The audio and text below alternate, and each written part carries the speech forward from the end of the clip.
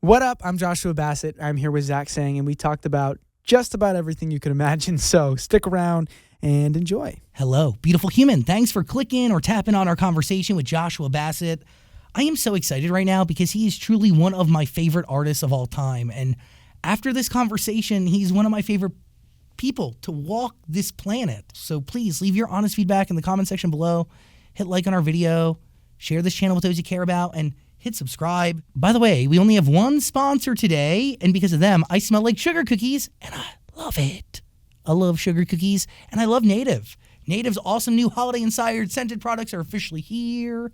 You know Native. I love Native, and they care about the products that you put on your body. They are all about stopping the stink the right way.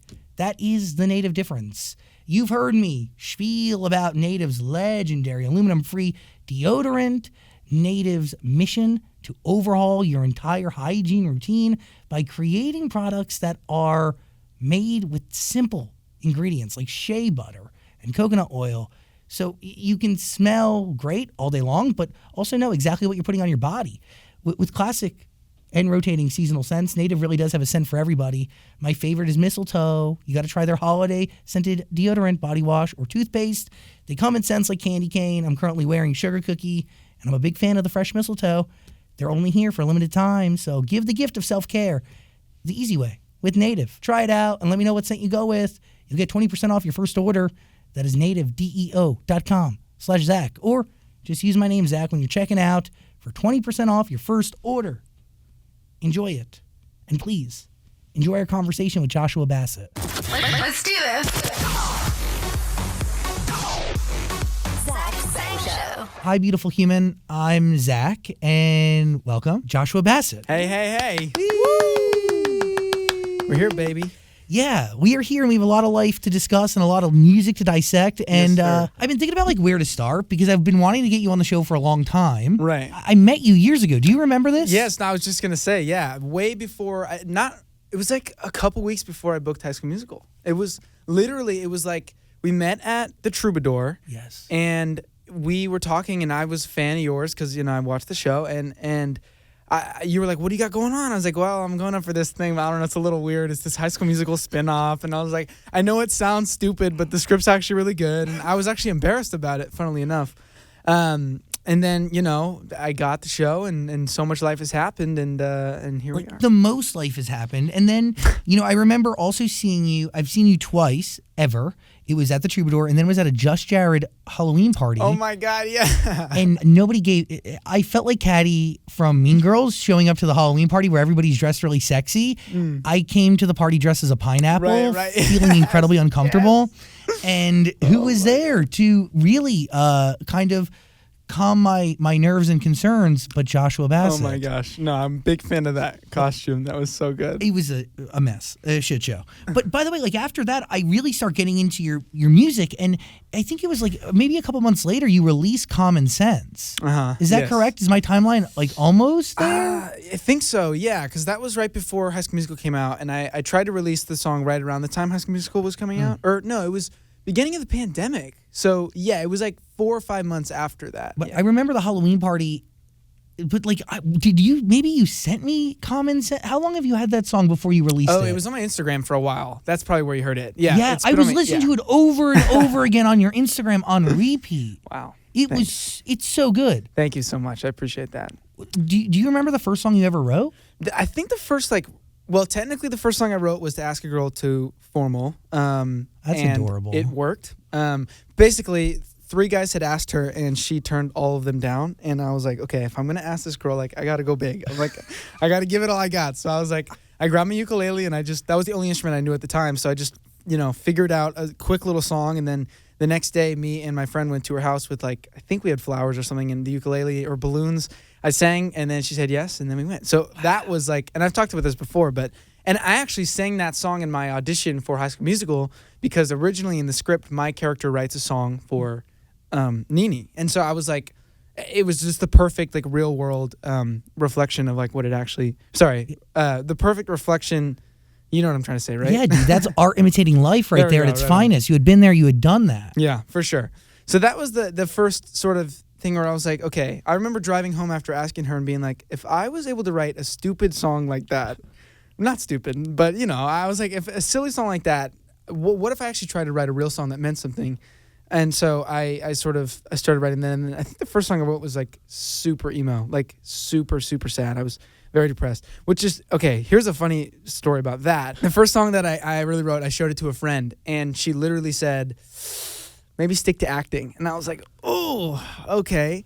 2 weeks later, I'm hanging out with my friend, and I'm telling him about how I'm going up to audition for these different things and whatnot in LA. It was right when I had started. And he literally was like, yeah, okay, good luck. Maybe stick to the singing. And I was like, what the? So both sides said stick to the other, and here I am doing both. Okay, so in that moment, you want from your friend honesty. So do you take it as such when somebody says, like, maybe you should stick to not music? I mean, do you think it's honest when they're giving it to you? I don't know. That's tough. I think that girl in particular was very insecure, and I could kind of sense that, and it seemed like she was projecting a little bit of that. And to me, it wasn't discouraging. It was more so like, okay, I got to keep working hard instead of being like, forget it, because I knew that there was something there, and I personally love the song, and so I was like, I don't know. I think it depends on who it's coming from, but yeah. Well, who it's coming from and who it's going to, because somebody else could have heeded the warning of their friend and took it as, scripture, 100%. And ended up quitting music the next day. Yeah. I honestly think it helped because I kind of kept my head down after that and sort of was just writing on my own. And I think because I wasn't looking for approval or I wasn't like showing it to people, I was just continuing to get better and better and better. And then it's funny. It's funny you mentioned Common Sense, because one of the first people I showed that song to, I showed it to my friend and his dad. And his dad literally said to me, that's cute. It's not a real song. It's not like a song. It's cute, but it's not a song. And I was like, what the hell does that even mean? So anyway, it's funny how people will, with whether they're insecure or whatever it is, like, yeah. But it's also art, right, to a certain degree. And I think, like, depending on who you go to for reaction, you're going to get something different from them. Yeah. But my hope, one, will get back to you getting better, because being able to take that feedback and turn it into fuel to improve, that is, I mean, if anybody out there is hanging out with us that, like, feels like got criticism or negative feedback from someone that they trusted on something that they're passionate about, I mean, it's nothing more than feedback. Like, take that as fuel to keep going, because consistency is the hardest thing to do, but it's also what separates those who make it from those who don't, is just trying and keep going. 100%. Art is different for everybody, right? Perception of art is going to be different. So some old guy could really hear it as, like, it's not a full song. Right. But also at the same time, like, I hear it and I go, I understand this. I feel like I defy common sense all the time. Totally, because my gut tells me to. Right. Whether it's for better or for worse, I defy common sense. Yeah, totally. So I felt understood by the song, and I kept listening to it and listening to it and listening to it.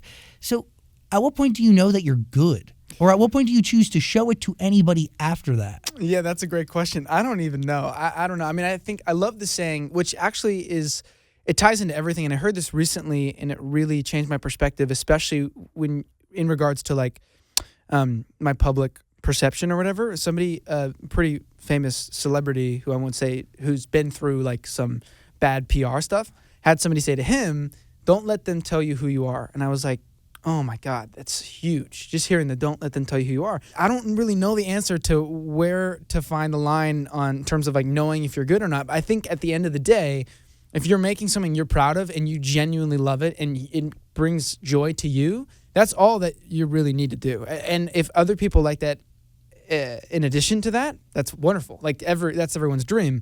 But I think ultimately, where you get stuck is when you don't even like what you like, and then someone else doesn't like it. That you're over, because it's like, that's a double whammy. You can't even stand behind it. But if you can stand behind it at the end of the day, then it shouldn't matter really what anyone else really thinks of it. Has there been a piece of art or something you've done that you couldn't stand behind?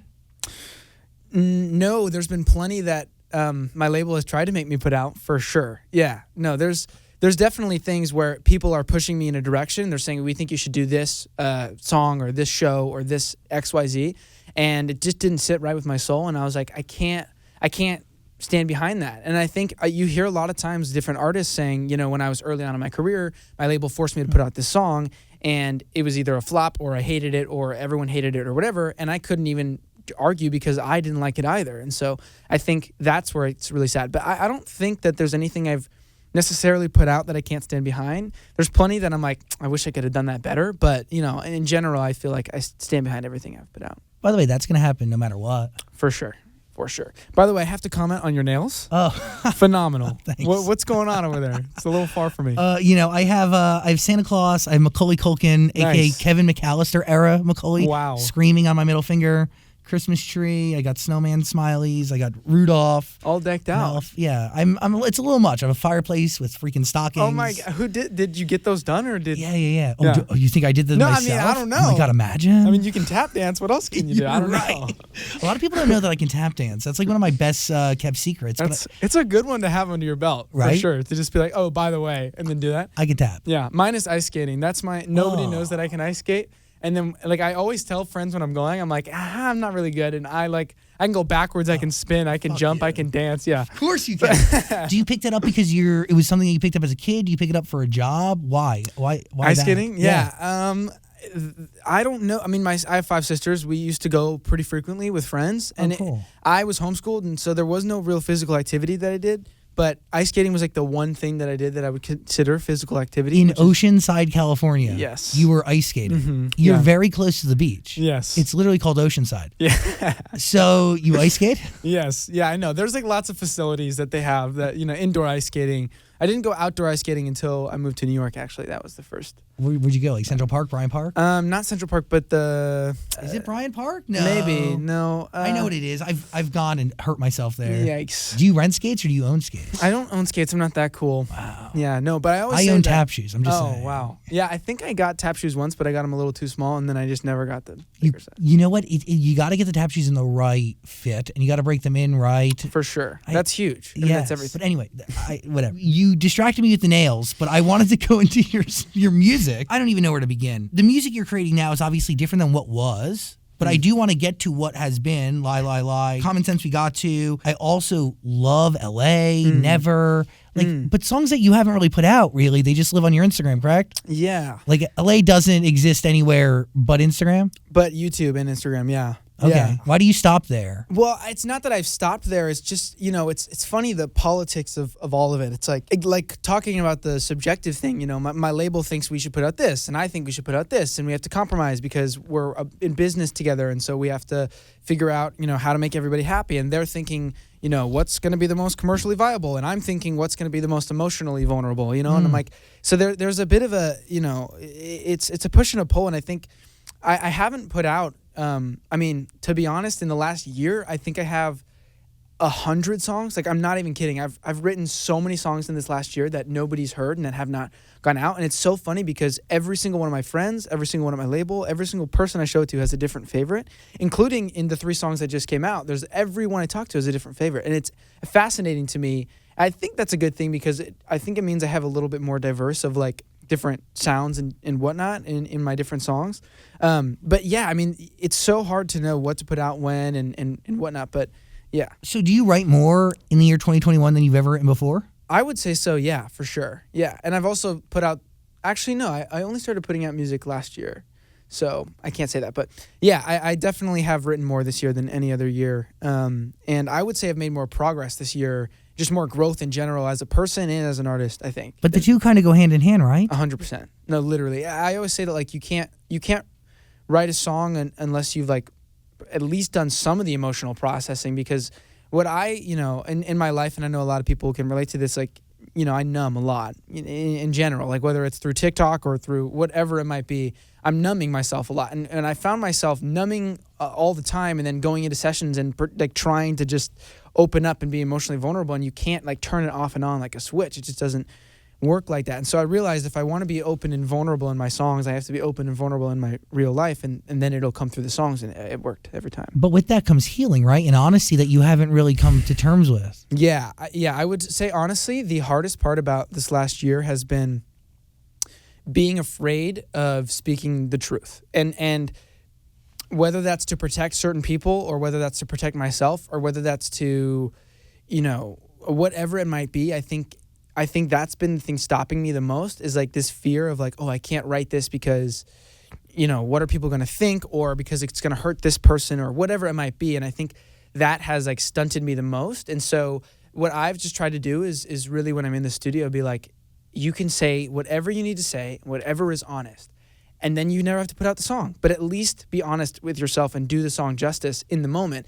And that tends to work every time. Well, because it's for you. Right. Do you think there are other artists asking themselves that exact same question that you were asking yourself about being afraid to tell the truth because it could hurt people? Yeah, 100%. 100%. Do you like to think that they were asking themselves those moral questions? Oh. I see what you mean. Yes. To me, here's the thing. I think when it comes to like protecting people and whatnot, it's less about the art and more about the conversation around the art. And I think something that's like a testament to that is right before these 3 songs came out, I have a text chain with most my super fans, and I sent them this message. I love that so much. Yeah, no, it's great. I mean, it's direct line. It's great. They don't text me directly, but I go through my team and whatnot. Yeah, So it's a focus group, baby. Totally. So I sent out a message that was like, look, due to the nature of pop culture, there's going to be a lot of conversations, positive and negative and everywhere in between in the next little bit. And I'm asking you, please, to treat everybody with love and respect no matter what. Even if they're saying terrible things, even if no matter what, no matter who they are, it doesn't matter. Please treat them with love and respect, because that's the only way that I respond to that stuff, because that's the only way forward, really. And so when people were spreading misinformation like, oh, this whatever XYZ drama, blah, blah, blah, they would just be like, hey, actually, that's not right. It's actually this. Instead of being like, screw you, you're it's like, we're not about attacking people and making it like this whole thing. And it's a beautiful thing that you've done, and you're encouraging kindness and peace and honesty before anything. 100%. Yeah. And by the way, common courtesy. Totally. And I think common decency. Yeah. I think a lot of times people will be like, well, don't blame artists, blame their fans. But I think we should really look at how much you are responsible as an artist for what conversations go on around your art. And I think, obviously you can't control all of it, but the people who look up to you and are supporting you respect you, hopefully. And so that shouldn't be underestimated, I think. The power of a pop star or a superstar or a culture shaper as it relates to the community that they've cultivated and grown. 100%. That community looks up to you. You are an example to them. So Totally. You set the tone and you lead the way. Absolutely. 101. Yeah. You really defined this period in your life as a crisis. When did it begin, and has it ended yet? Well, technically, you'd say the beginning of the year, maybe January, is when the crisis sort of began. And it's sort of interesting the way in which it's all. This year has been insane. I was thinking about it on my way here, like reflecting on like truly what a jam-packed year it's been. I mean, I don't know how much you're sort of in touch with what's gone on in my life, but I'm pretty in touch. Yeah, I mean, January I was hospitalized and for septic shock and heart failure due to what? Due to stress, my friend. Due to stress. So is this stress leading up to what you think is coming, or is it caused only after? Only after. Yeah. Yeah, they actually still don't know the exact cause of it, and they've guessed that it's been stress triggered and whatnot, and which is, by the way, a crazy testament to how powerful our minds are, because and how powerful energy can be, especially when you're directing energy towards somebody or towards something. It's crazy how impactful it can really be, and I think Dr. Joe Dispenza is somebody who I look up to tremendously. I don't know if you're familiar with his work, but he combines spirituality with science and psychology and all of the above. And I watched his course a little while back about how meditating and whatnot can heal the body and all that stuff. He healed himself from being paralyzed from the neck down. Casual. Yeah, right? What? So he basically said, if I can prove this, if I can heal myself, I'm going to spend the rest of my life proving it's possible. So I watched his course like 3 months before everything went down. And so basically, it was like a week of getting ill, getting sicker. And then it got to a point where I, to be quite honest, felt like I was having a heart attack. And I was like, so I called the medic, and I was like, hey, I don't want to be dramatic, but I'm pretty sure I'm having a heart attack. And he said, you have a history of anxiety, so just take a nap. And I was like, okay, maybe. You're probably right. So I laid down, and after 5 minutes, I was like, nope, I'm not okay. And so I called, I was filming at the time, High School Musical, and I called the production office, and I said, hey, guys, I don't want to be dramatic, but I seriously think I'm having a heart attack. and they sent a car to pick me up. And the next call was to my mom, and I immediately broke down crying because it finally became like a real tangible, like it wasn't just, oh, I'm sick. It's like, oh no, this is serious. This is a tangible physical thing that it's manifested into. 100%. And this is more than people just talking shit or you being abused when you go into a coffee shop. Right. Like that energy is cultivated 100%. and mutated into something that has physical effects on your body. Yeah. It's insane. Well, so it gets even crazier is that when I checked into the hospital, you know, first they weren't really taking me seriously, and I was trying to tell them, like, you guys, I am not okay. They thought I had COVID or whatever, and I was like, I don't have COVID because I got tested. I was like, I am not okay. So they got me seen. They ran me through some tests, and the doctors came in and they said, we don't want to alarm you, but we have to let you know you are the sickest patient in the hospital, and this is during peak COVID times, which is insane to hear. If you hadn't checked in, you wouldn't have lasted 12 hours, and you have a 30% chance of surviving. And I was like, copy. And so from that moment forward, really from the week prior, but especially from that moment forward, and by the way, my song was coming out in 2 hours. La La La was about to drop. So it was like the biggest I don't know if we're allowed to cuss, but it was wild. So from that moment on, all I could focus any attention on was healing. That was it. It was getting better, focusing on the good. I have no choice here but to survive. That's all my energy can go towards. I can't worry about whatever. I can't think about what people are saying. I can't think about anything else other than getting better. My mom, so sweet, she got in within like 2 hours. Like she flew in from LA or San Diego. She got on a flight within half an hour. So she was there. That was really nice. That's actually where I got my lucky socks. Is Tim Federle, the showrunner for High School Musical, came to the hospital. He actually came with me. Because he was so concerned, obviously, when he heard what was going on. And he brought me these socks, which were really my comfort socks in the hospital. And they're with you today. And they're with me today. And yeah, there was actually a moment, which this story gives me chills every time I talk about it, because I grew up religious, but I'm not necessarily religious. And I'm iffy on all that stuff, and I don't really know what to believe. But when I was in the hospital, there was a moment after about 3 days when they came in and they were like, your vitals aren't getting any better. Like you're not improving, and we're very worried. And so I was like, okay.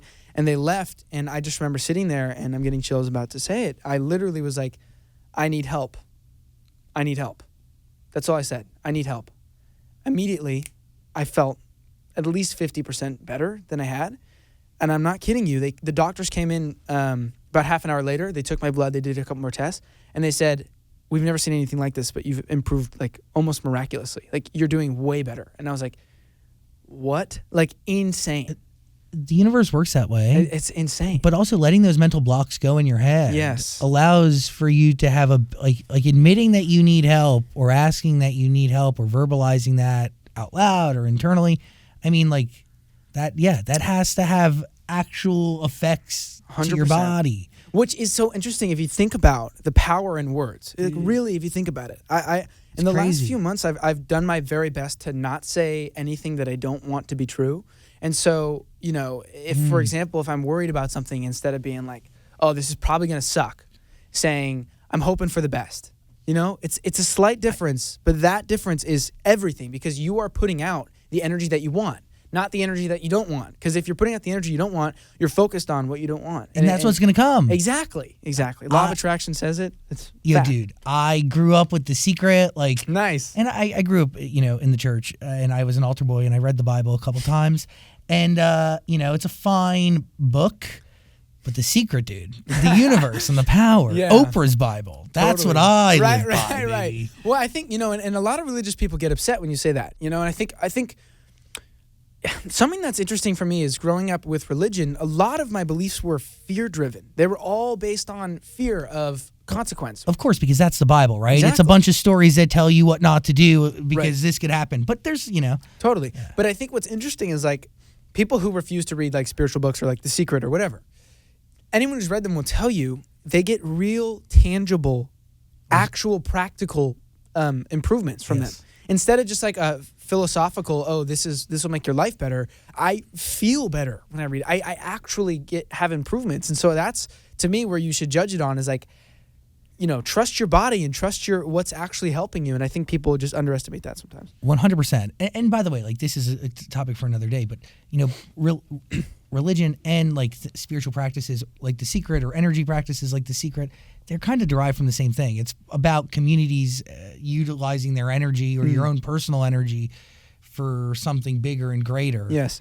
Well, I always say I really want to start a roundtable with like the world's leading scientists, psychologists, therapists, You prepared for what religious that's leaders. going to unpack? Well, see, the thing is, I guarantee if you got them all in a room and you picked a topic and you said, I challenge you to find all the ways in which you guys are all saying the same shit. Find the ways in they're going to be like, oh, yeah, we say that, but the way we phrase it is this or whatever. I guarantee you it's like every religion, every single thing, people will be like, only my way is right or only my way is right. In reality, it's like we're all looking at the same thing, trying to figure it out in our own way of understanding. And I think the more people realize that, the less isolating it is, the less it's like, oh, it's me versus them. It's like, no, we're all trying to find peace and love. Like we're all going towards the same goal. We're just coming from different angles. So the second we realize that, it's like, oh, it's not I'm right or you're right. And if you're right, that threatens my entire existence. Nah. And if I'm right, then that means you're an idiot. It's like, no, it's like we all have different understandings based off of our life experiences and what we know to be true. And so that's what you have to have in mind, I think, anytime you're debating any philosophical or anything like that. You are correct. And by the way, like your point on religion is 100% accurate too. So let's go back to crisis here because we don't know if it's over. So is it not over? Oh, yes. We know that it starts when you go into the hospital Right. with septic shock and heart failure and you release into the universe asking for help. Help then comes. Yeah. But like it doesn't necessarily get better, but it does because we're comparing it to physical ailments, right? Right. Well, So you yeah. can physically get better, but Yeah, but at the same, no, it's the start of Right. something shit. totally. Start something shit, yeah. Not start of something new. No, don't be deceived. No, yeah. Yeah, my response to that is I honestly feel like what I've learned in this last year is it's not about what happens, it's about how you react to it. And we a lot of times feel out of control, and there's a lot of things we can't control, but in reality, you can control how you respond to things. You can control how you maneuver things. And I think a perfect example of that is there was I haven't talked about this actually on an interview, really. I think I talked about it in my GQ interview, but I was doing an interview, I'm sure you've seen this, and they asked me to explain all the things I love about Harry Styles, and I'm going on, and I'm going on, and going on. And they're like, tell me more. And I'm like, okay, so I'm going on. They're like, what are more reasons why you like Harry? I'm like, so I keep going. I'm like, I guess this is my coming out video. When I'm saying that, it's not a lie.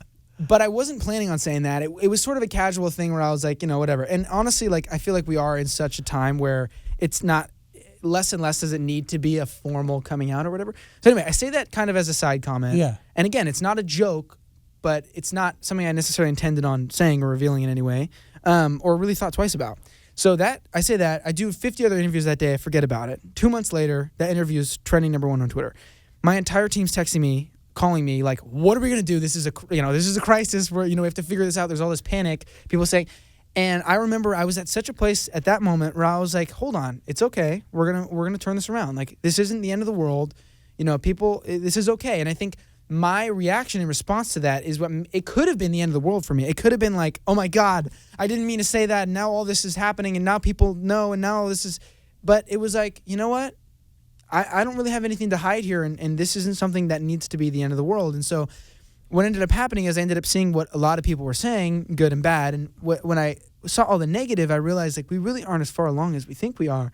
And initially I told my team, I'm not going to say anything. This isn't worth my comment. But then once I saw that, I was like, this is an opportunity to like really say what I want to say here and stand for what I believe in. So I posted what I posted and I wrote that in less than 30 seconds. Literally it was just like, boop, boop, boop. I sent it to my team. They were like, it's great. Take out this part and you can go. I was like, okay, good. I posted it, didn't look back. Everyone's like, was that the scariest thing ever? And I was like, honestly, it was one of the most relieving moments of my life.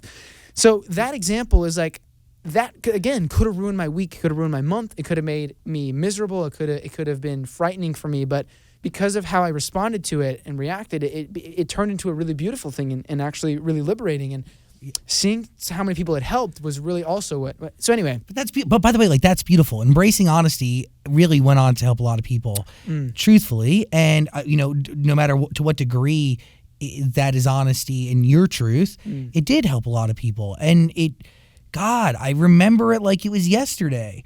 But also, quite frankly, somebody saying to you that that's like the worst thing that could happen to you, or isn't that the worst thing? reality is, sister, like, it's not. You had a terrible song written about you that ended up becoming one of the biggest songs of the last century, maybe. I don't fucking know.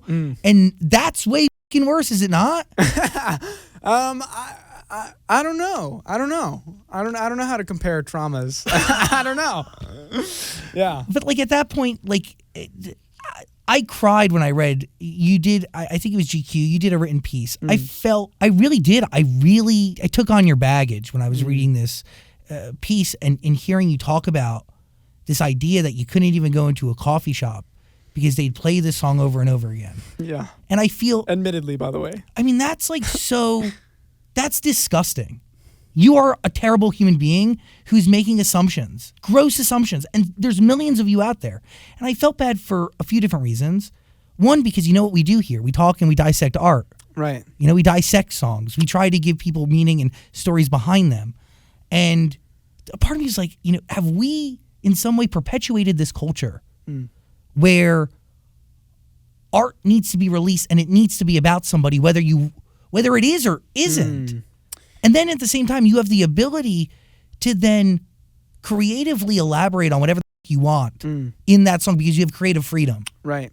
But then that song that you've had creative freedom in creating and weaving this narrative gets branded to a person. Yeah. No, it's tough. I mean, I think, you know, that's part of what's honestly, like I said, when I said I was having a hard time writing this year, what was stopping me so much is I can't write with any anonymity. I can't write about, I mean, I can, but people are going to assume it's about this or this or this or, you know, and so, yeah, it's tough. I mean, I think that there is something really special about people not knowing what a song is about because then it's their own, you know, and I think that's what I've tried to, you know, that's what I want to do. And I think, unfortunately, for the next little bit, you know, we're not in that ball game anymore. And you know, it's unfortunate because, you know, it takes away from the actual, you know, the actual art and people's perception and interpretation for themselves, and it makes it into a whole other thing that, you know, I guess it's not the worst thing in the world that, you know, people have an understanding of what things are about, but I miss the anonymity of art, you know?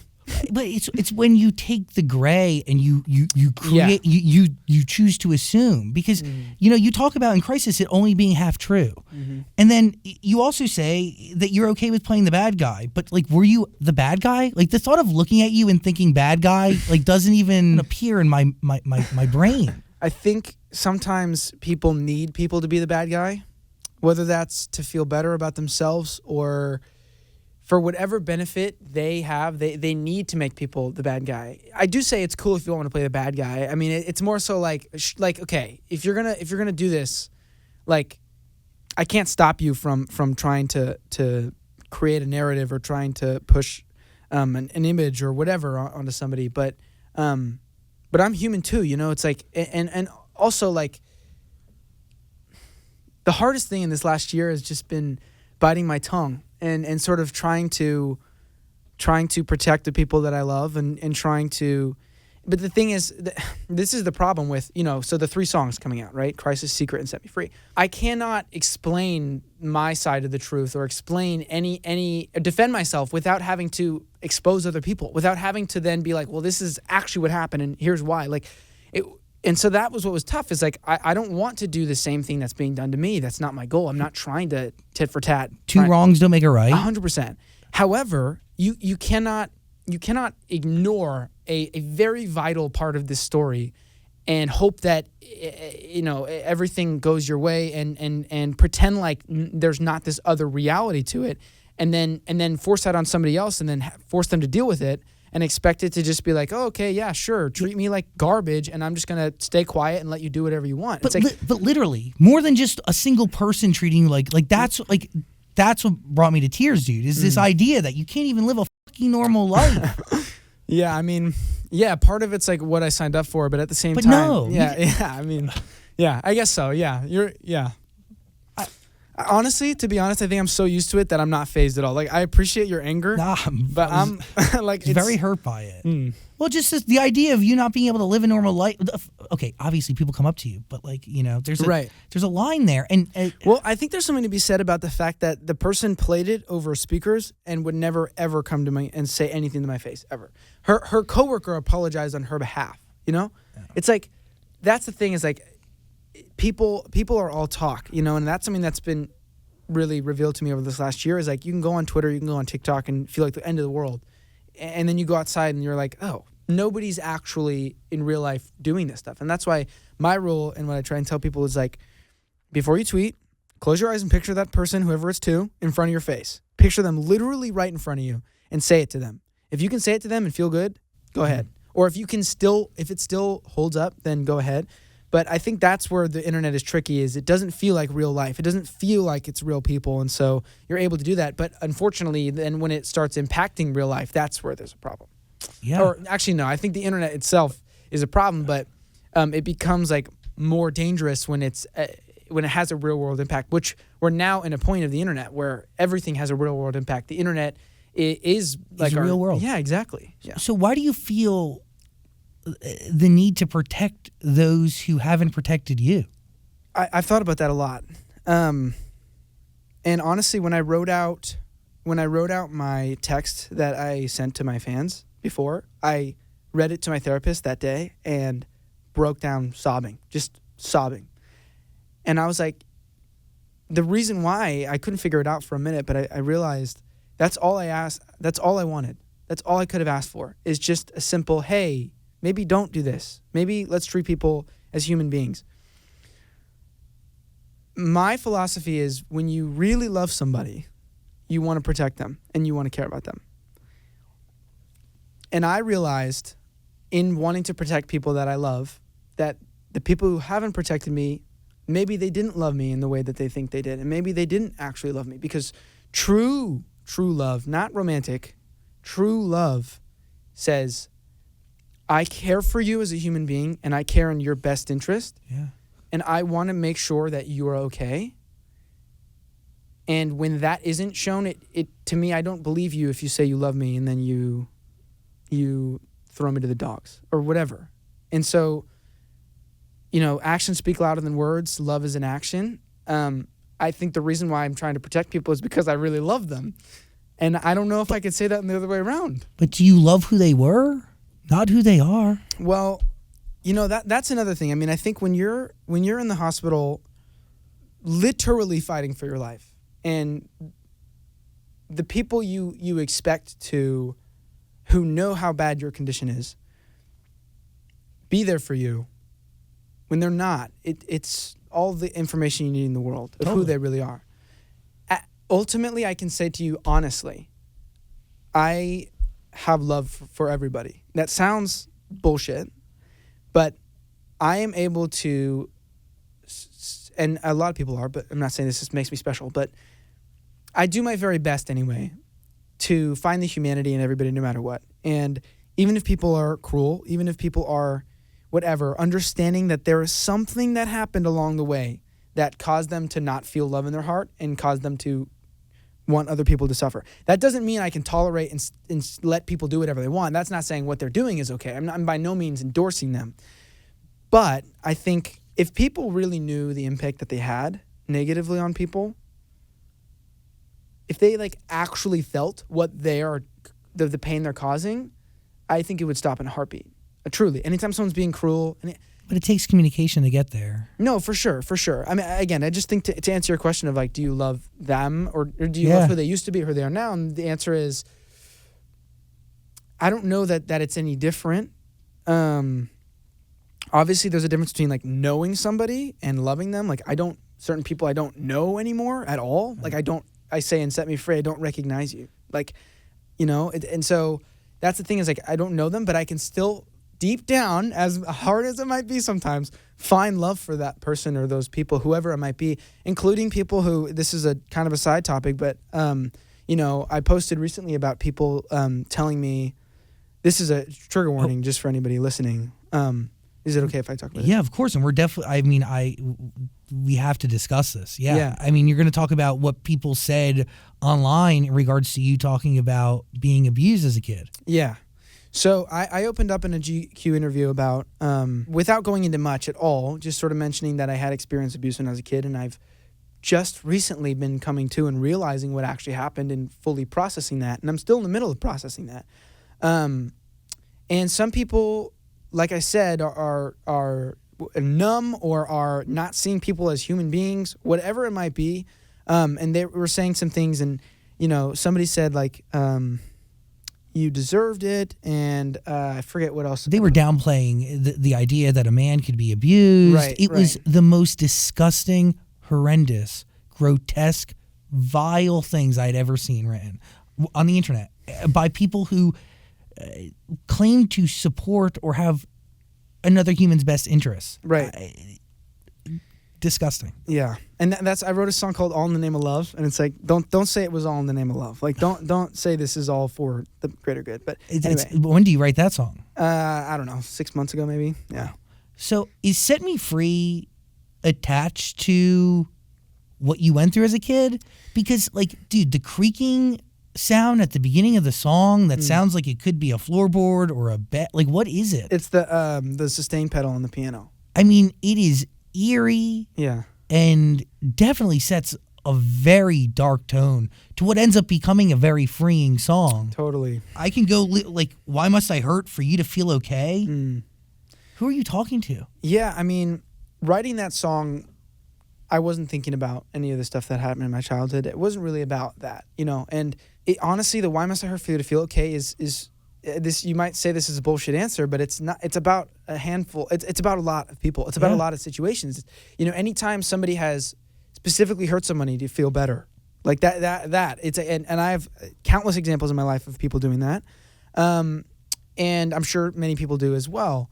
But I realized long after writing that song that it's an anthem for a lot more. And what I realized is that, forgive me if I get emotional. The people in my life who abused me, multiple people, they have held so much over me, so much. And whether that's trauma or whether that's shame or whether that's, you name it, they've held so much power over me. And this last year has shown me that they can only hold to you what you hold to yourself. And as I realized that, I was able to sort of relinquish the power that they had over me. And I wrote about this. I just made a Discord channel, and I've been posting a lot of stuff on my Notes app, and it's a really great community we're building. Really, really lovely people.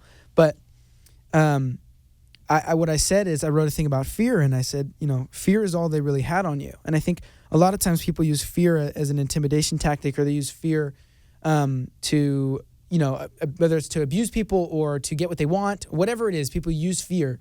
And in reality, if you're truly courageous and you don't fall for that and you don't allow their fear to dictate your life, you step into your power and you take it back. And as I stepped back into that, I started to realize all the ways in which I've given these people who don't care about me, who don't have my best interest in mind, all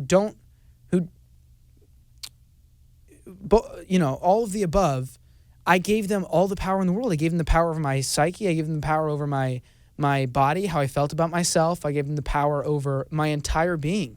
And again, it goes back to that saying that I said of don't let them tell you who you are. It's like the second I realized that I was allowing other people who genuinely don't love me to tell me who I am, or to tell me how I should feel about myself, or to tell me what to do, I was like, no, this is not how this works. Like, if my friends who love me say, hey, we're concerned about you, and we think that I will absolutely listen to them because they have my respect and they have my best interest in mind. But I realized like I was giving so much power to so many people who did not deserve my power. And this goes back a long time. Yeah, since about 5. At what point do you realize that like I have a lot of questions, but at the same time I can't even come close to imagining what you've gone through? At what point do you realize that like what was happening wasn't supposed to be happening? It wasn't the right thing. It wasn't. Do you remember that moment? Yeah. So this is where it gets tricky. So I am gonna try a little bit to protect the identities of the people, because I know that I shouldn't, but this is not the format to. I think a key word for me in this healing process has been "and," because a lot of times what we'll say is, yes, they hurt me, but they're hurting themselves, and what that does is it invalidates your own experience. And the key for me, as somebody's mentioned this to me, is saying "and," because "and" can allow both to exist. So saying this person abused me and they're suffering is how you allow space to, one, process and validate your feelings, but also then hold space for them as a human being. Not that you should or that they deserve it. I'm not saying that, but that's just my personal philosophy. But you choose to see them as a human being. You choose to have slight empathy for them. Yeah, I mean, that's the tricky thing, though, is because there's a reason why there's consequences to things. So that's where it's tricky, is because it's like, you sort of allow them to continue to be what they are if you don't stand up and say something. But at the same time, I don't want them to experience pain, because there's no reason why they would do anything like that unless they themselves were in remarkable pain. There's no way that they would do that unless they were in serious pain. And so it's like, it's a tricky thing between like, being held accountable and being responsible, but also like not wanting somebody to have to go through what you went through. What you went through. Yeah, exactly. Yeah. But like went through at their hand. Right. Exactly. You only revisit this within the last year? When it started, I was about 5 and it was domestic. Meaning in your family or what? And I didn't, I was 5. So you don't know. Fuck if I know what's going on. And this person was, of course, you can't tell anybody, et cetera, and so I'm thinking, if I tell anyone, I'm going to get in trouble or whatever. And then when I was about 13 or 14, this much older guy who was one of my close friends started sort of, and I talk about this in the podcast that I'm going to be putting out, but he started grooming me, and it started becoming something else. And I didn't even realize. How old was he? He was 18, 19. How'd you meet him? Theater. Yeah. And you were a freshman? Yes, barely. Not even. Yeah. So that sort of started happening, and I didn't really fully understand what was wrong. By the way, I had 5 sisters, so I didn't have any. You had no male presence Exactly. outside of your dad. Exactly. And so I didn't know what a normal guy friendship. I didn't have any friends really growing up. Like, I didn't really know what a normal relationship was like. And so it started out with, I don't know how far we can go on this. But please. Sure. Whatever you feel comfortable with. Yeah, no, totally. And I do talk about this all in my podcast, so I feel comfortable talking about it. But, it starts out with like, oh, we should go jerk off. Why don't you go in the other room and I'll stay in this room? And it's like, okay, I didn't think guys did that, but sure. And then the next thing is like, oh, we can just stay in the same room, and then it gets progressive, whatever. The person who's doing this to you when you were 5 lasts for how long? Till I was about 8 or 9, I think. I don't really remember, to be honest. I just have flash bulb images. I don't really have like a full memory of it. Do you want to have a full memory of it? I'm probably not. No, right? No, yeah, I'm okay with how I'm remembering it now, but I think I remember enough. And I think as I continue this process, my therapist actually was like, hey, if you talk about this stuff, make sure you mention that it is a multi-step process, going through this stuff. And like I said, I realized this happened a year ago. And so even in the last year, a lot more has come up. And I've been like, wow, how did I forget that happened? So to answer your question from a little bit ago, when this relationship with this old guy began, I remember what happened with the family member. And I told him what had happened because I was like, oh my God, I can't believe this. And his reaction was, ew, what the hell? That's disgusting. Why would you tell me that? It's so embarrassing.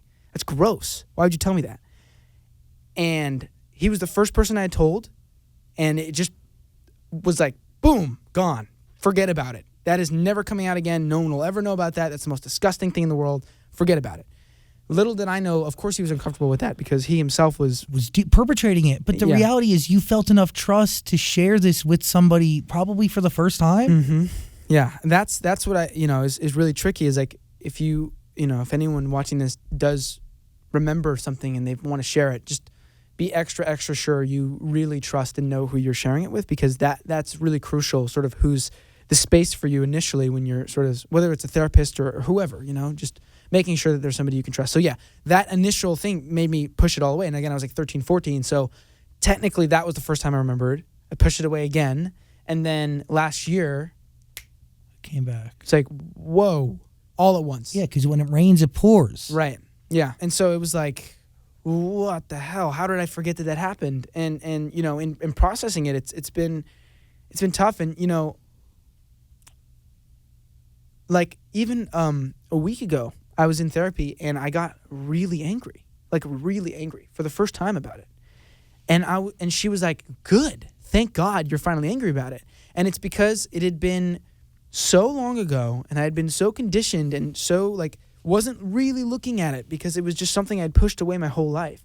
And recently, as I'm like really looking at it in the eyes and what's really happened and how it's affected my entire life and how it's fucked with me, I'm like, I'm angry. Like, that is not, I should not have been, that is not okay. And for whatever reason, when we get abused, don't necessarily always have like our self-worth at the forefront of our mind. Never. And so we don't really realize how fucked that is. And honestly, the way I really am able to see it for what it is, because right now I can be like, yeah, I'm fine now. Like, and that's the thing is like, this is part of the toxic masculinity thing. People saying, go put on a dress. This is why it doesn't help, right? Is because I can say to myself, yeah, well, it happened a long time ago. It wasn't that bad, right? It's like, no. When I picture 5-year-old me, I burst into tears. When I picture 13-year-old me, I burst into tears. When you're able to see the version of you from the outside that was being abused, then you're able to see that person, that human being, didn't deserve that, and that's again I think a problem with this conversation, specifically around men. And I know that there's a lot more issues with sexual assault that don't involve male victims, but they're just as valid and just as important, I think, because a lot of times people who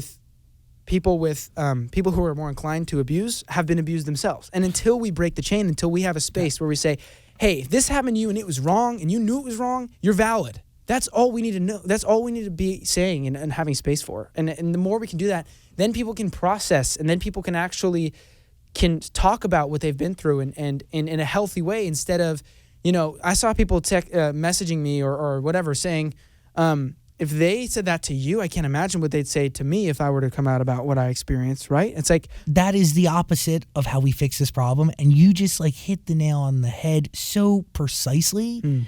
The way you break the cycle of abuse is by releasing the stigma attached to opening up about it. Yes. And you allow people to converse in safe, healthy environments. I mean,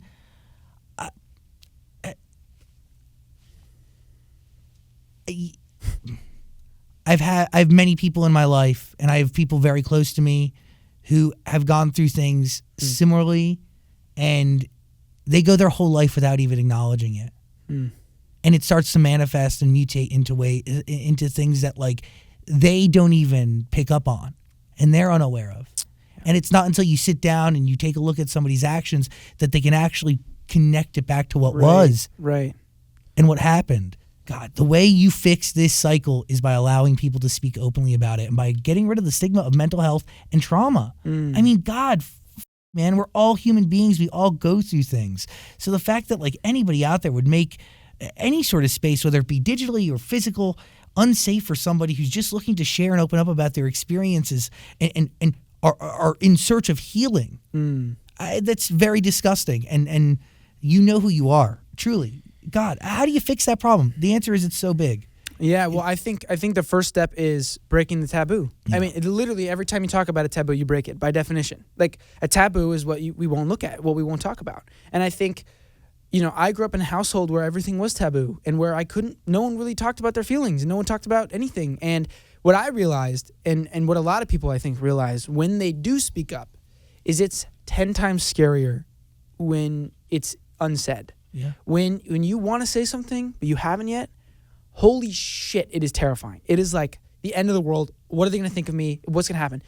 The power in saying it out loud is liberating. I mean, this even goes back to my coming out post. It's like people would say, isn't that the scariest thing you've ever done? And the truth is, what's scarier is the 15, or why I say, I guess since I've been cognitive, 15 plus years of me being afraid to live my truth. That's much scarier than me saying my truth. Yeah. And the second I realized that, it's like, again, I think, and there's times where, maybe I've done something and I don't want to tell my therapist because I'm afraid that she's going to judge me, or I'm afraid that whatever.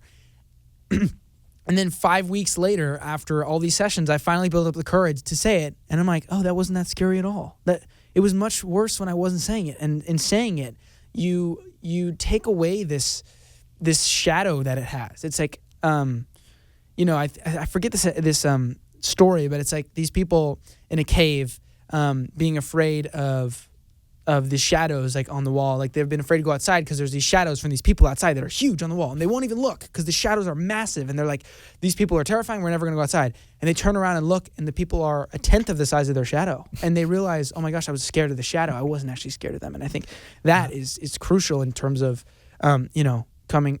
moving forward with this stuff. Is it sounds scary, but the more you talk about it, the less scary it is. Truly. Is the process ever done, or is this something you manage?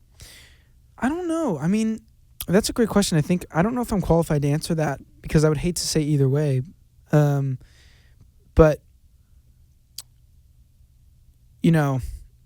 everything that's ever happened to you permanently changes who you are. 100%. We are rocks, and our experiences are weather. 100%. Yes. So in a way, it's happened, and that's never gonna change. Can't go away. Right. How I feel about it will change, of course.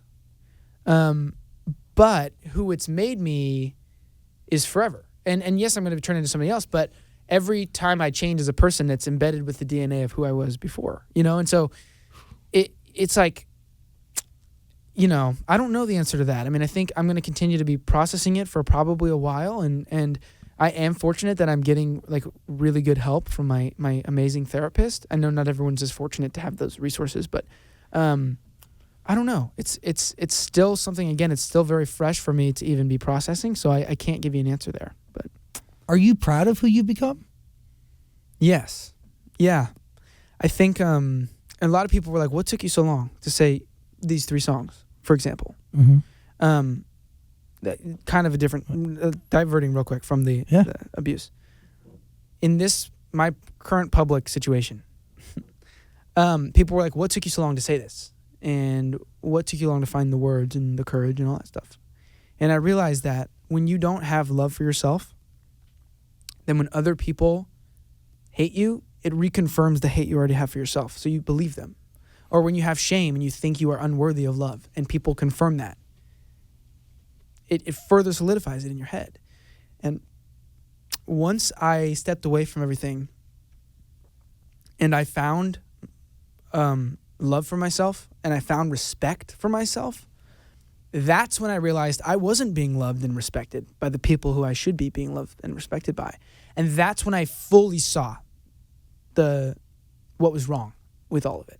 Because again, even though you can cognitively know that something's messed up, if you deep down believe that you're worthless, then you're never going to stand up for yourself because why would you? But once you step and once you're empowered, then you go, oh no, that wasn't okay. The way they treated me was not okay because I know my worth now and I'm not going to settle for anything less. And so anyway, that has been part of the process of me becoming who I am. So to answer your question, I am very, very proud of who I am and who I've become and who I'm continuing to be. I think every day I'm learning more and more the ways in which I can improve and I can help myself and I can help other people. And I think,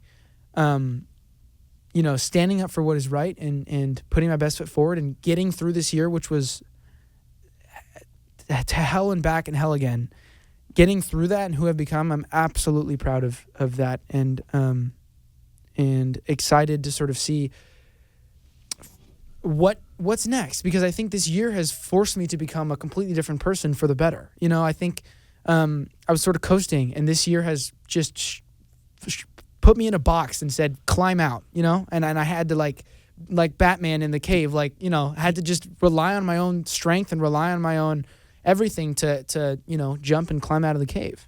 Proves a lot to yourself. For sure. You're incredibly capable. Absolutely. But do these 3 songs, Crisis, Secret, and Set Me Free, do these 3 songs come out and then you are confident in yourself or comfortable in yourself? Or you used a word when you were giving the answer before, and you talked about these 3 records.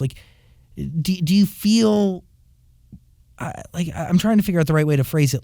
Do you need these 3 songs to be out in the world in order for you to feel cathartic? Yeah. Or is writing it and just having them exist on a hard drive somewhere enough? Yeah, I mean, it's funny. I remember, like I said, at least 100 songs from this last year. I was driving once and I was listening to a song and I was like, I just wish this could come out and people would know that. Well, not one of these 3 songs. But anyway. Really? Yeah. And I realized in that moment, I was like, hold on. revenge or anything like that is not going to give you peace at all. If you're looking for revenge to give you peace, you're looking down the wrong direction, because it's just not going to. And so I realized that I need to find my peace on my own, regardless of the music, regardless of the public, regardless of anybody else. I have to. But do you feel like you're charting this path on your own? Like, why do I, like, do you have friends behind you? I have some really great friends that I've actually made this year, the best friends I've ever had, and they've absolutely changed my life. A lot of people who are fans have probably seen them in my Disney World TikToks, but I have a lot of really, not a lot, but I have some really solid friends who have been the only reason how I got through this year, like truly. And the people who I thought were going to be there for me, nope. The people who I wished were there for me, nope. But the people who were actually good for me and who they found their way to me and I found my way to them, and we've helped each other in so many ways, and we've built a really good, true bond. And I think that the reality is, when shit hits the fan, when you are going through a crisis, you know real quick who your real friends are, like real quick. And ultimately, it's led me to these great friends, and so I'm so thankful that I now know who my real friends are, and who I can give my time and energy to, and who I should rely on, and who I can lean on. But do you trust them? 100%. And I do have a little bit of a sixth sense about trusting it. Yes, people have betrayed my trust many times. Secrets, like, of course. Like, that's what the song's about for the most part, yes? Yes. Yeah, there's lots of betrayal, which is ironic, but yeah, I mean, I think it's tricky because you based on the life I've experienced thus far, outside of what I've even talked about today in public stuff, I shouldn't trust anyone ever again. No, ever. but also you yes, that is 100% correct. Yeah. So being able to then come back and actually trust people is tricky. And to be honest, I'm very selective now. Very. Like, my inner circle, airtight. Like, if I get a sense that you don't have my best interest in mind, you're out. And I'm sorry. Like, I'll be nice to you. I would love to get some coffee maybe, but that is not, if I don't feel safe, it's not going to happen. And so ultimately, I'm actually grateful that this year has shown me that I can't trust very many people, because I would rather know that I can only trust 5 people than think I can trust 50 and end up being proven wrong. Amen. Yeah. It allows you not to waste your time and not to get hurt in the process, and not to have anything that you think is safe out there and exposed into the world. Totally.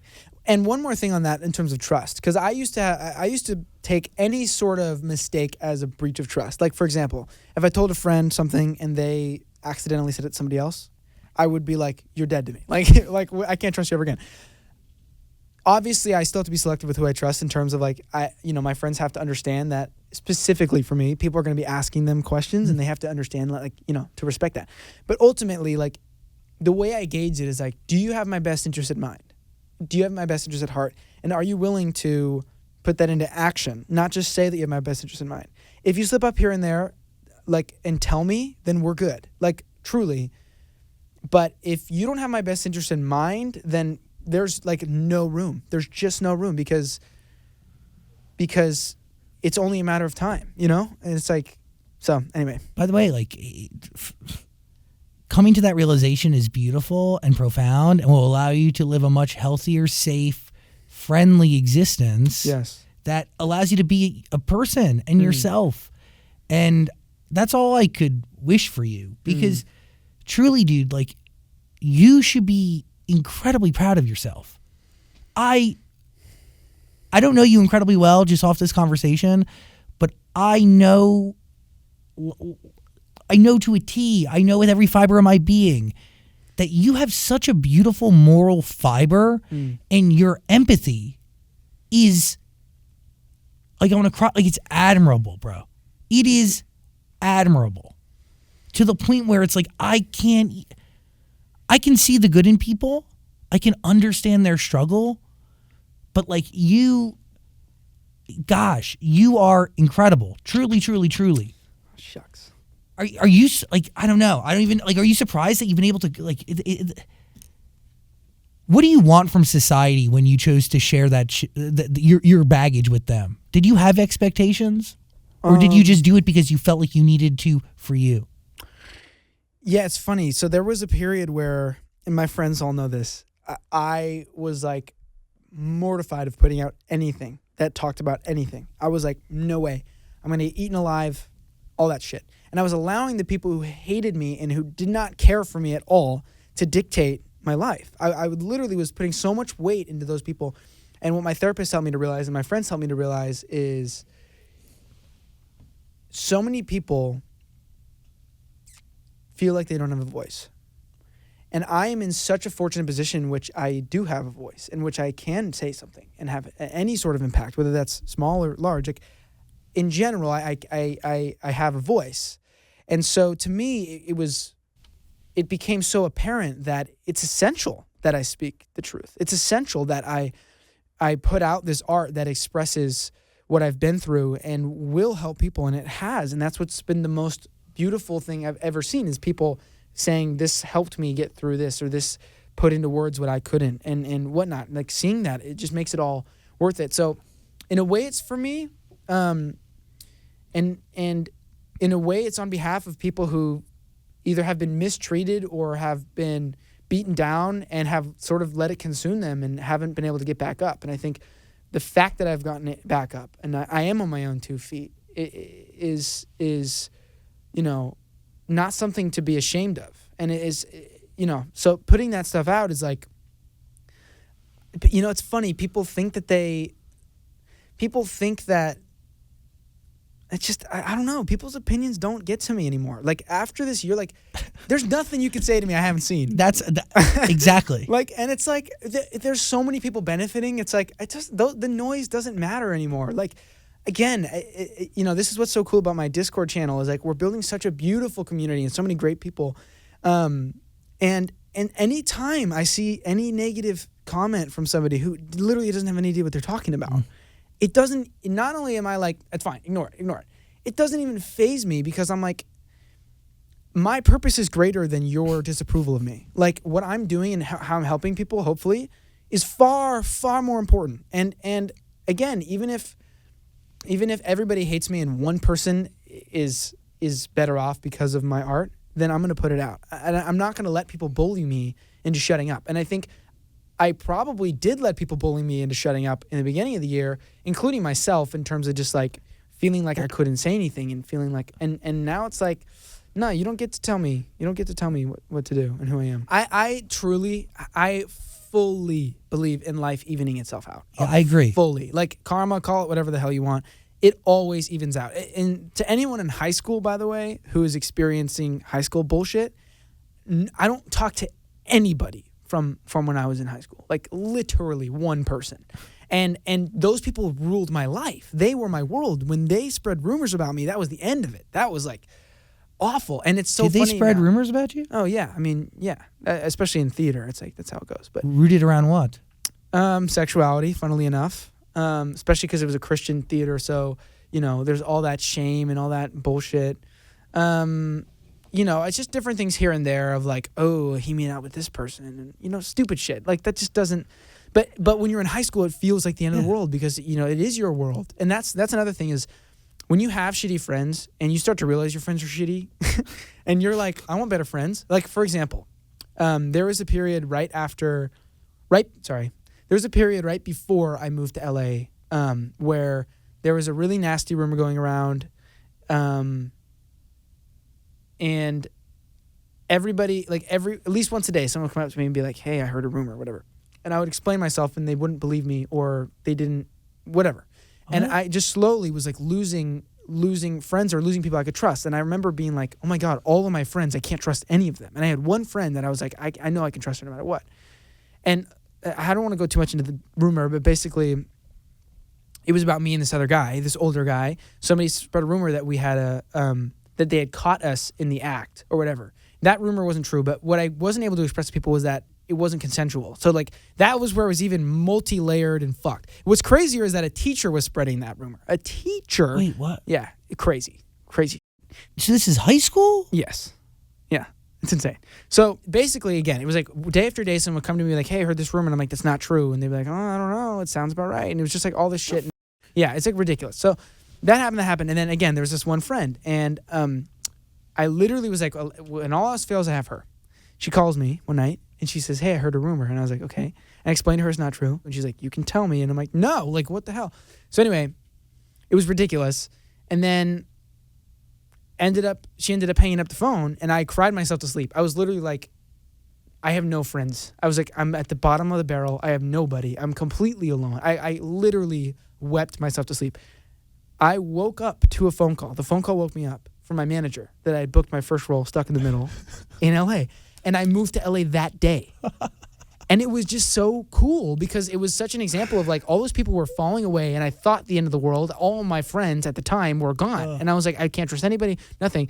Immediately I'm catapulted into another universe, and I meet all these new people and all these, wonderful people. And so I think that's when brings me so much joy. Yeah. It really had a great turnaround. It was a shitty bit, and then it turned around really wonderfully. But I think when people have shitty friends, they settle because they don't have any other friends, and they think, well, I can't abandon these friends because then I'm going to be alone. And I'm telling you now, you're better off alone than with shitty friends. Amen. Because those shitty friends will hold you back from doing things that you never thought were possible. 100%. And also, you think about like, all the successful people in the world were successful because they locked themselves in a room. Oh yeah. Like, I mean, I had no friends in high school, and I would same thing. I would go to bed every night weeping, and I had nobody to talk to, and I felt just this to go months without any sort of social interaction with another person, just going through the day just silent for months. God. I locked myself in the room and I figured out how to make a radio show. Yeah. And I was 14. And yeah. Well, hey, I locked myself. I got grounded for a month when I was 14, and I taught myself how to play guitar in that month, and that's how I learned. So, Jesus. And how old were you when you ended up booking that Disney Channel show? I was Stuck in the Middle. 16. Yeah. Wow. And I moved out on my own completely. Literally was living on my own completely. It's not until you rid yourself of that negativity or that toxicity that like any sort of positive anything can come into your life. Right. And yeah, I mean, you have to like with my friends, for example, like I said, when I was 15 or 16, all my friends falling away, all my toxic friends falling away, so that I could have a new life. Totally. Like, yeah, so it's totally, yeah. The sad thing is I do think that we as people go through a few different cycles of that, but you do have people who stick around no matter what. Yeah, no, for sure. No, it's not like a one, yeah, no, for sure. It happened. Like, it's happened to me twice already. Well, what's also interesting is when you evolve as a person, when you're really working on yourself, sometimes you start to realize, like, maybe these friends are aligning with the person I'm becoming. And that's, as you evolve, it's like sometimes those things fall away. And sometimes those people will resent you for a long time because they go, oh, you think you're better than me or whatever. And it's like, no, I don't think I'm better than you, but I'm becoming a different person and we're falling out of alignment. And that's okay. Yeah, and that's okay. It really is okay. Like, you can't expect everybody to be aligned with, throughout your entire journey. Yeah, they literally can't be. And trying to force yourself into their pattern, or they try to force themselves into your flow, it's only going to create disruption and a mess. 100%, yeah. So there's 3 songs that you need to listen to. I'm sure you've heard them, but you should listen to them again. They're really great. Crisis, Secret, Set Me Free. There's going to be a link in the description below. I cannot wait to continue to be a fan of yours and to be able to experience what you put out there, not only through the music you create, but through the podcast you're going to launch called Taboo Talk. Mm-hmm. When does that start? We're trying to get it out as soon as possible. I don't have a date, honestly, but as soon as possible. Got it. The thought of people being able to openly share their experiences and their traumas, like we said earlier in this conversation, really will lend itself to breaking this vicious, disgusting cycle that is fueled by people being ashamed, people feeling afraid, people feeling alone, not worthy and alone. I mean, I literally say at the beginning of the first episode, this is the podcast I wish I had when I was 10. It's the podcast I wish I could have watched. And so that's, to me, where I find my purpose in that. It's like, it's for little me. And in doing that, I know it's for lots of people, or lots of people. It's true. It really is true. I got to ask, like, are you nervous to go back to set on High School Musical, the series? You got it right.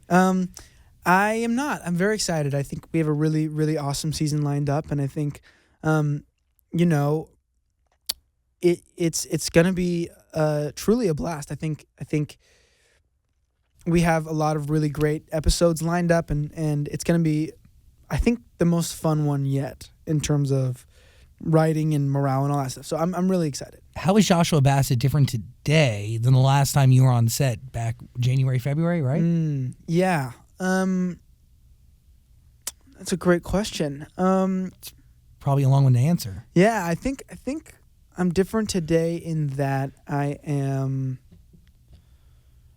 a little more centered now, I think, than I was. I think, when you're on a TV show and you're being pulled in 30 different directions and you're also trying to make music and it can be so much overwhelming. You end up doing everything at 20% instead of doing one thing at 100. And I think now I've just, through daily practices of whether it's meditation or yoga or reading and writing, I've sort of built into my daily lifestyle more of a grounded routine. And I think I'm more centered in every way in my life, whether that's, again, on set or wherever I go. And so I would say that's probably the biggest difference. And also I just feel like I'm so much happier and feel like I have so much more love to give and so much more, I'm so much more at peace than I was. So yeah, I would say that. Your story is, dude, like who you are is incredibly special and one in a trillion and very inspiring. And again, like I can't say it enough. Like your empathy is admirable to the highest possible degree. It is really, really. When is your birthday? December 22nd. What are you, a Scorpio? I'm a what is that? December Cap. Oh my God, you're coming up. Oh my God. Yeah, I'm a Cap, but I'm a cusp. I was born at 4 a.m. on the cutoff. So a lot of people tell me I have Sag energy. So okay. I say I'm a Sagicorn, but technically I'm a Capricorn. Somebody, you definitely know your signs. So. Barely though. That's all I know. Is it inappropriate after asking about star signs to ask how you identify? Do you identify as a queer guy? Yeah. Do you feel comfortable saying that? I mean, you don't have to. You No, can I also do. be honest. Like you know. No, yeah, I 100% do. We allow straight people in this room. Do you? I mean, I don't know. No way. It's been hard. So far, I don't believe you. I'm just kidding. No, but it's funny when I did come out, every fucking person was like, "What are you? Tell us now." Yeah, but you don't need to say anything. That's what I'm saying. So then, yes, you could say I'm queer. Yeah, because that's the most broad definition Right. to being under the LGBTQ plus umbrella. Yes, exactly. But yeah, it's just funny. People need to know. It's like, bro, what? We're in 2021. Like, it is not. We are not in boxes anymore. That's just not how it goes. 100%. So we are not in boxes anymore. no, we are not. Amen. I do believe that we are on a path to a gender blind, race blind, sexuality blind society where labels don't matter at all, and the label is human. You bet. Wow. Oh, Zach's think about saying that. Everybody. Yeah. And I thought of something the other day at the beach that just came up, and my little conscious was like, say this. I think with a lot of the stuff, with even the taboo stuff that we're talking about, we're all kind of part of the problem, right? With sort of, maybe not we're all part of the problem in terms of we're not continuing to make it a problem, but we all are in a way a part of the problem, and therefore we're all part of the solution. And I think once people realize that, then we can all sort of come together and like help in the ways we can. I also, something that was in the movie last night was when you help somebody, you help everybody. And I just love that. It's one of my favorite new quotes of all time is when you help somebody, you help everybody. And I think, a lot of times people feel like, what impact am I having? Who am I helping in the world? How am I making a difference? And I think it's like, if you're able to hold space for one person to tell their truth and feel a little bit better, congratulations, you've done it. Like you're a great person and you've contributed in a way. And I think, that's what's so exciting. Like I said about this community I'm building is like, we're all coming together and we're like, okay, how can we make the world a better place? And what's been shown to me in the last week or so from my songs coming out is how quickly you can have an impact these days, simply by following your heart and following your gut and doing what you know is right. And I think in seeing that, it's just shown me, oh my God, like I'm sitting on so much potential of like how much more I could do in the world. And I think the more we all realize that as human beings, and the more we realize this is something that I cannot stress enough, that we are stronger together. We are stronger together. And once we realize that and we start helping each other, that's why I said to my fans, don't send hate. It's all love and respect. If people are saying the wrong things, love them in the right direction. Love them in the direction that you want them to be in, and therefore include them and invite them. And in doing so, show them the love that you want to be reflected back to you. And in doing that, you're more likely to see that. And then it's a ripple effect. And then it goes on. And I think we underestimate how important of a piece to the puzzle that we each are individually. We look at big groups and we think, okay, maybe, or we look at big influencers on social media and think, oh, they have a big impact, but what do I do? Every comment, every like, every thought you think, everything you say, all the time, you're contributing energy in some way. And I always say, every time you interact with somebody, it's an energetic interaction, always, no matter what. And you can't do anything about that. Your energy is affecting their energy is affecting your energy. Are they better off because they cross paths with you? If you can answer that question, yes, then you're on the right path, I think. And you also need to ask yourself, am I better off because this person is in my path? And if you say no, then it might be wise to sort of create space between them. Because if you find yourself continuously feeling worse after hanging out with somebody, or somebody's like a negative energy, that they're not it. Exactly. And so you have to ask yourself, again, am I better off because I'm with this person, and are they better off because they're with me? Because they are being affected by you no matter what all the time. But these are revelations that you can only come to after having personal relationships in your life that really kind of f***ed you. Yeah, no, for sure. But I'm actually grateful for these revelations despite all the shit I had to go through to get here. But, I mean, you have to be. Yeah. Because you still have a lot of life left. Absolutely. The most life left. Yes. It's crazy. Wild. It's hard to think that anybody out there would ever bash you or send you any sort of negativity or want to hurt you in any possible way. It freaks me out to a certain degree. Like, I don't get it. But. Yeah, I think specifically in the last year, I've become a scapegoat in a way, and people don't see me when they see me; they see their pain. They see the person who broke their heart. Exactly. And so that's the thing, is that's how I keep some distance from it, is those people don't know me at all. They aren't even really seeing me. The image of me is attached to the pain from their past. But the reality is your heart's been the one that's been broken for fucking way longer than theirs. Well, I mean, yeah, but it's to each their own, and most people, only see a sliver of things, and they only get a glimpse, and they only hear things, and a lot of times, people don't actually know from the source. They're just hearing, oh, this person said this, said this, so it must be true or whatever. And I think, just remembering that is how I keep my peace and my inner balance, is like, they really don't know me. And so yeah, that's all you can sort of do. And also, like, it'd be a real bummer if all this experience turned me into a really bitter person. That'd be a bummer. If anything, it's shown me how much more I need to be loving and patient. It's like, so anyway. It's beautiful. Yeah. It's like really something special. Thanks. And people get to know you through the music you put out there. Hopefully there's more music on the way coming in the new year. Yes. But again, Crisis, Secret, Set Me Free, all in the link in the description below. But like, I also love Lie, Lie, Lie.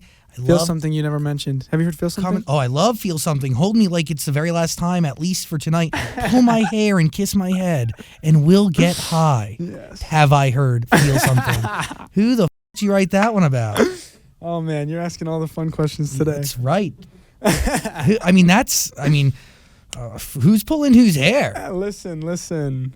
This is where we get back to the anonymity and art here. This is where we leave it to the imagination. That's I know I'm not giving you the answer you want. I'm more like, when I was listening to all the music, and I've listened to it a bunch, I was trying to figure out more like timeline, and then I just think it kind of was too scattered for me to really like understand where it all fell. Yeah. But where does I don't think anyone can understand, by the way, any of the timeline. Like, nobody knows. No. Nobody actually knows. If I were to sit down here and lay out the reality of this whole situation, people would be mind blown. It would be nothing like people think. But I mean, you can if you want. No, it's okay. Well, yeah, because you're a good person.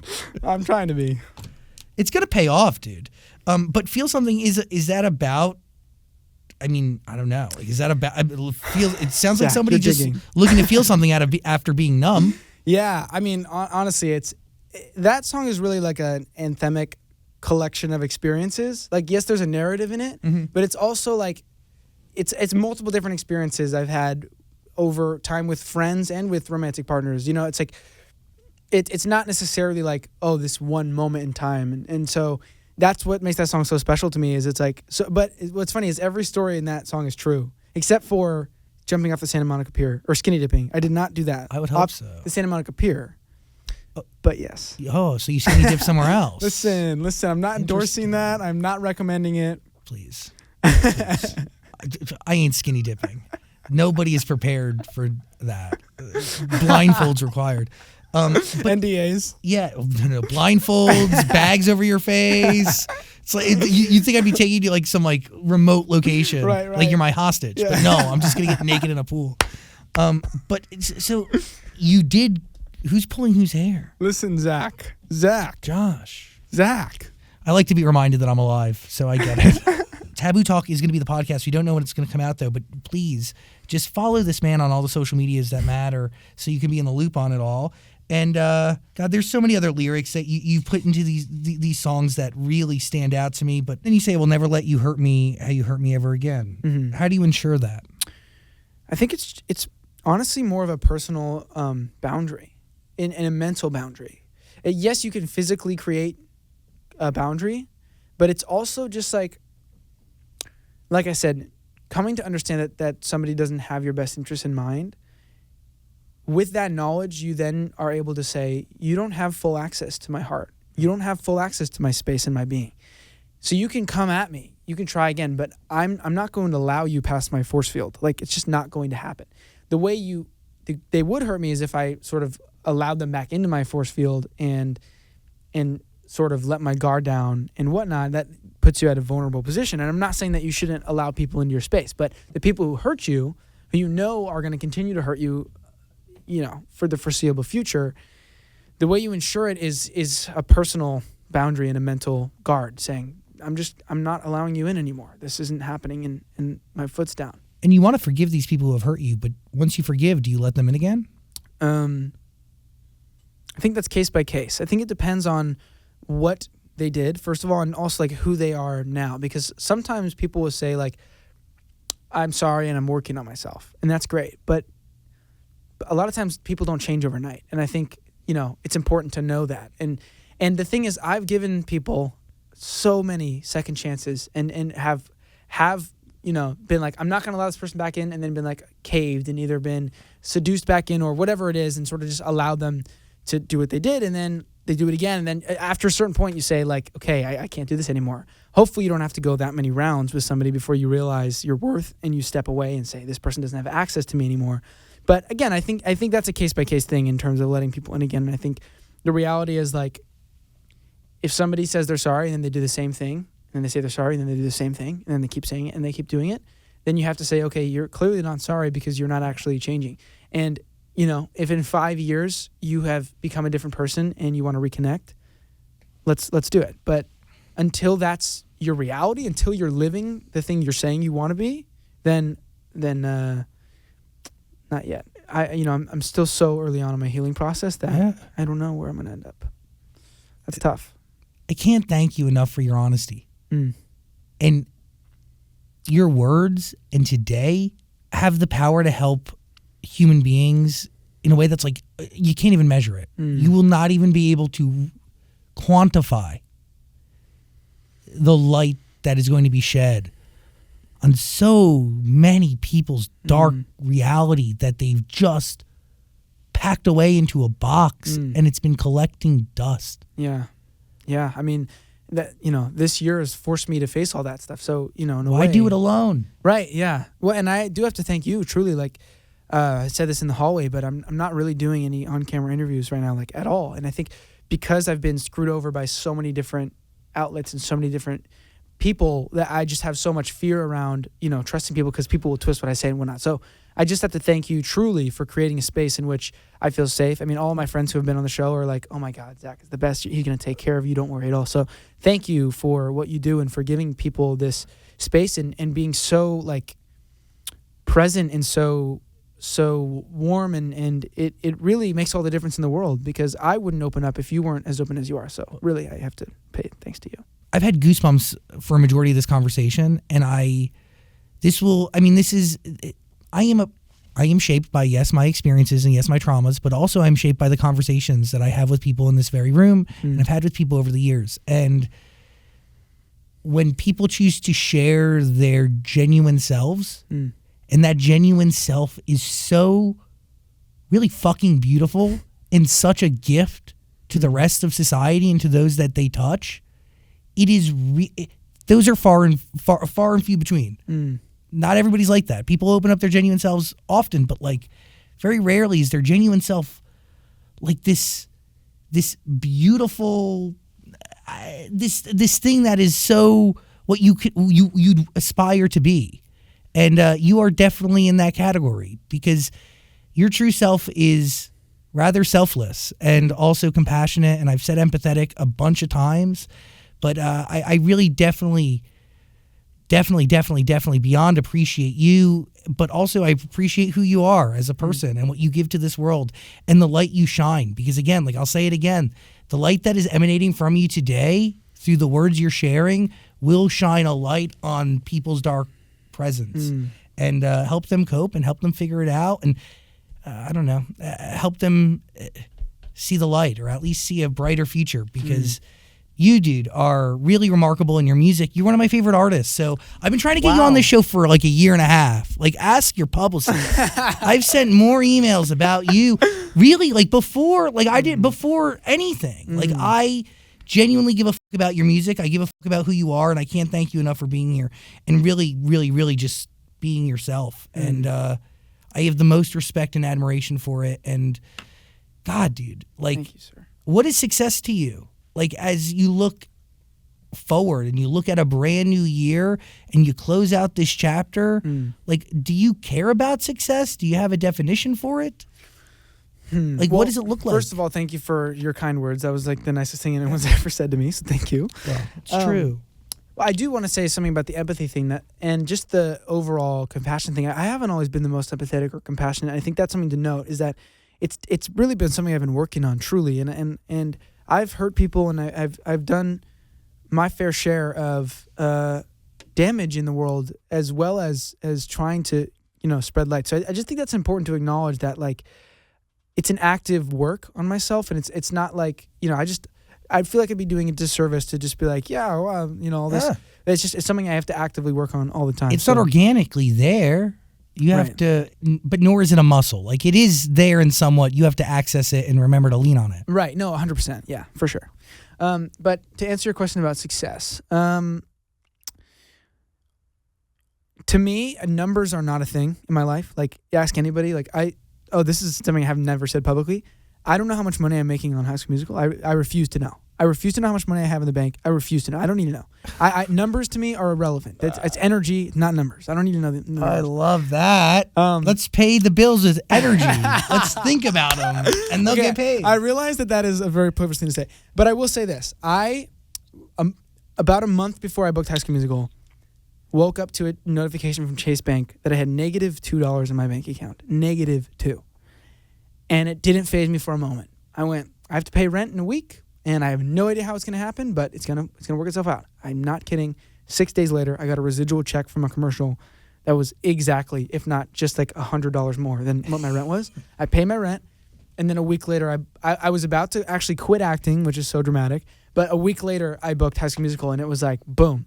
So anyway, yes, I understand that, like, yes, I'm privileged to be able to say I don't look at the numbers because obviously people have a very practical, but at the same time, that's just my mentality is like the money will figure itself out. Totally. And I'm telling you, it does every single time. To me, like if I put out a song and it doesn't like do the numbers, it's never as I want or as what people are hoping for. To me, it's like that is irrelevant compared to like who it's impacting and how. And to me, if I put out a song and 5 people are moved from it, then that's success to me. That is success. If I put out a song and I'm moved by it, it's success. If I wake up today and I remember to be nicer to myself, success. Like to me, success is any improvement. It's any step in the right direction. Any step that's better than where you've been is success. And so to me, there's no quantifiable. And by the way, when you do that, you don't one, feel like you're never going to reach your success, and then 2, you don't ever settle when you are feeling successful because it's always a step forward. It's always how can I be a little bit better, whether that's again more patient, more kind, whatever it might be. That to me is success. So yeah, I love that. And by the way, it's true. It's wow. It's moving forward in a better way than you were before. Exactly. Joshua Bassett, I have, again, I said it, I'll say it again, the most respect and appreciation for you. Your honesty is commendable and really deeply, genuinely appreciated. Thank you, sir. Thank you for being here and thanks for hanging out. I'm glad that you're going to have a podcast. Thank you. I look forward to listening to it. Crisis Secrets Set Me Free. Listen, there's a link in the description below. This is a dream come true, by the way. Why? I don't know how I wasn't aware that you were trying to get me on for a year and a half, but coming on the show is seriously a dream come true. I watched so many of your interviews, so thank you. This is truly an honor. Thank you. Shut up. I'm not kidding. What? I'm serious. This is not me blowing smoke. Well, I'm dead ass. I'm sure we let you down. No, this is everything I wanted and more. It was great. Truly. God, you are loved and you are welcome here at any second in time, 24/7.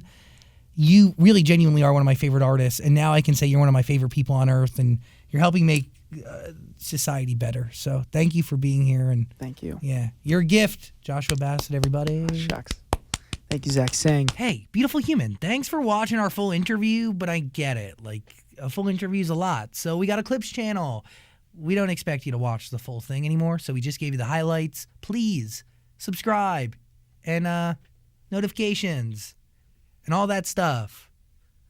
Okay, cool. I love you.